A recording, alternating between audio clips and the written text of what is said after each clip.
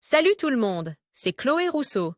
Bienvenue sur ma chaîne où l'on parle d'économie domestique, de nettoyage, de propreté de la maison et d'élimination des tâches. Pensez à vous abonner pour ne rien manquer. Maintenant, allons droit au but avec le sujet de la vidéo Les d'aujourd'hui. objets les plus simples sont parfois ceux qui posent le plus de problèmes de nettoyage. C'est le cas des Tupperware et des lunchbox, des récipients alimentaires qui se tachent facilement de graisse et qui ont tendance à prendre une mauvaise odeur avec le temps. Découvrez comment les nettoyer correctement, rapidement, économiquement et écologiquement. Table des matières. Comment nettoyer les Tupperware et les boîtes à lunch en plastique. 1. Savon à vaisselle plus eau chaude plus serviette en papier. 2. Vinaigre blanc plus eau chaude plus éponge. 3. Bicarbonate de soude plus vinaigre blanc plus eau chaude plus éponge. Nous disons oui aux nombreuses astuces virales et maisons de TikTok pour nettoyer les Tupperware. Mais cette fois, on va plus loin et on vous présente les méthodes les plus infaillibles pour dégraisser les lunchbox et les boîtes à lunch. Adieu les taches. En cas de taches sur votre sac isotherme, vous pouvez, selon le matériau, l'essuyer facilement avec un chiffon humide. Si la tache est très collante, il suffit de la frotter avec de l'eau et du savon à l'aide d'un tampon à récurer. Une bonne conservation des aliments est la clé d'une alimentation saine et sûre. N'oubliez pas que les aliments cuits se périment également et que les délais de conservation sont extrêmement importants pour éviter les intoxications alimentaires à la maison. Les boîtes à lunch nous permettent de manger plus facilement en dehors de la maison, que ce soit au travail, à l'université ou à l'école. En raison d'une utilisation fréquente et d'un mauvais lavage, les boîtes à lunch en plastique et les lunchbox ont tendance à accumuler une mauvaise odeur et une texture graisseuse. Est-il possible de les nettoyer et d'éliminer toute la graisse? Oui.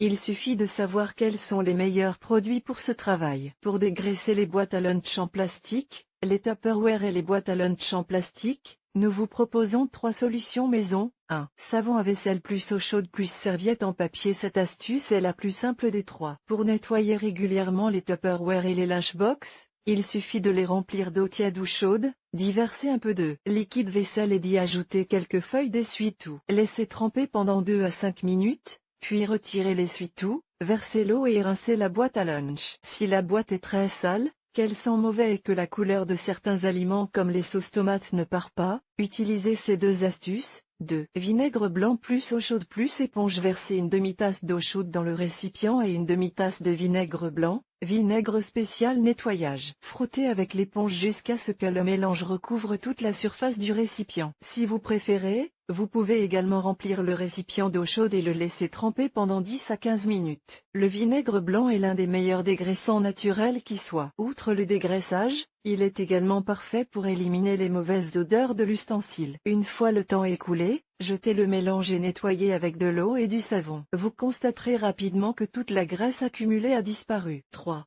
Bicarbonate de soude plus vinaigre blanc plus eau chaude plus éponge. La 3e astuce est très efficace pour éliminer les taches de sauce tomate, colorant alimentaire, qui adhèrent au plastique du pot en plastique. Comment faire?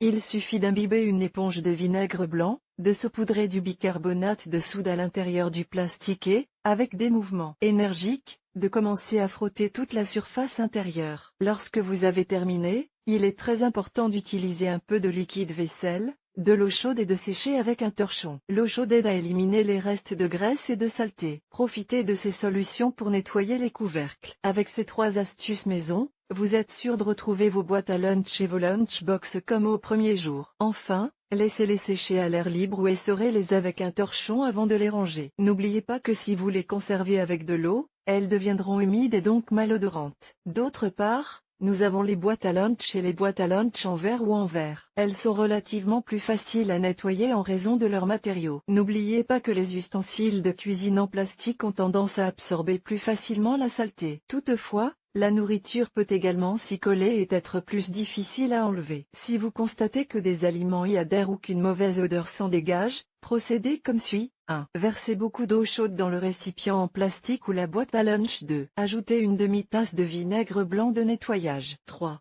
Ajoutez un peu de jus de citron et de liquide vaisselle. Remuez bien pour que le produit se mélange à l'eau. 4. Laissez tremper pendant 10 à 15 minutes. 5. Videz le mélange et enlevez les restes à l'aide d'une éponge. 6.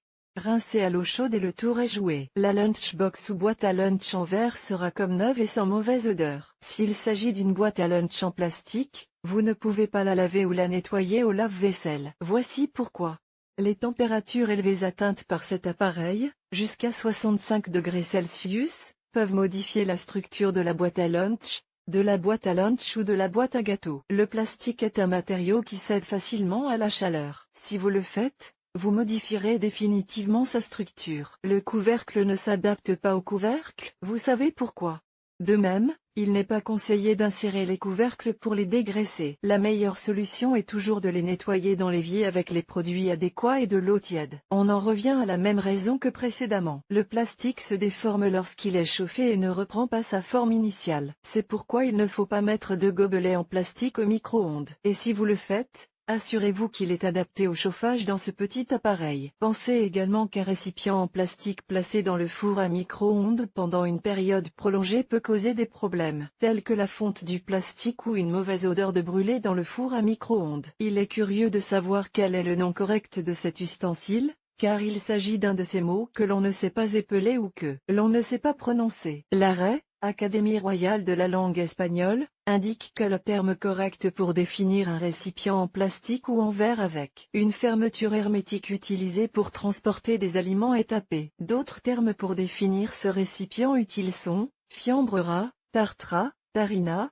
lonchera ou topé, utilisé au Mexique. Tupperware est une marque déposée pour des articles de cuisine spécialisés dans ce secteur. Le mot Tupper est un raccourci du nom de la marque qui est devenu très populaire. Le terme suscite incontestablement la controverse, de même que son nettoyage. Cependant, chez Hogar en Hogarmania, nous disons toujours qu'aux problèmes graves répondent des solutions simples et, bien sûr, des solutions maison.